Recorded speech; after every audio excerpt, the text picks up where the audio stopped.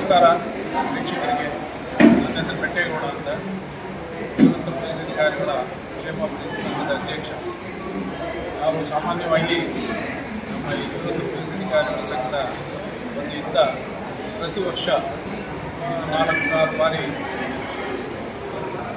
Medical checkup ಕ್ಯಾಂಪನ್ನು ನಾವು ನಡೆಸ್ತಾ ಬರ್ತಾ ಇದ್ದೇವೆ ಮೊದಲಿನಿಂದ.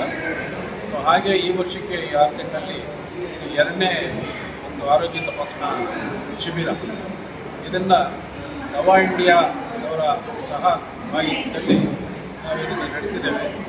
ಇವತ್ತು ಸುಮಾರು 100ಕ್ಕೂ ಹೆಚ್ಚು ಜನರಿಗೆ ಇದೊಂದು ಅನುಕೂಲ ಆಗಿದೆ.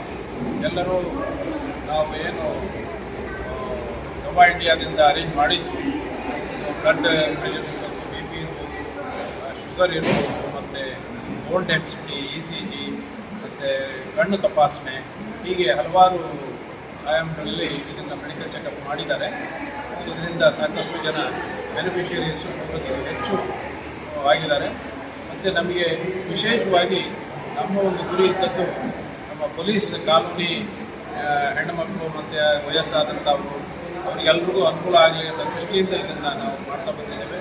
ಇದರ ಜೊತೆಗೆ ಅಕ್ಕಪಕ್ಕದ ಬೇರೆ ಜನರು ಕೂಡ ಇದರ ಪ್ರಯೋಜನವನ್ನು ಪಡೆದಿದ್ದಾರೆ. ಭಾಳ ಖುಷಿಯಾಗಿದೆ. ಇವತ್ತಿನ ದಿವಸ ಈ ತಪಾಸಣೆ ಭಾಳ ಚೆನ್ನಾಗಿ ಆಯಿತು.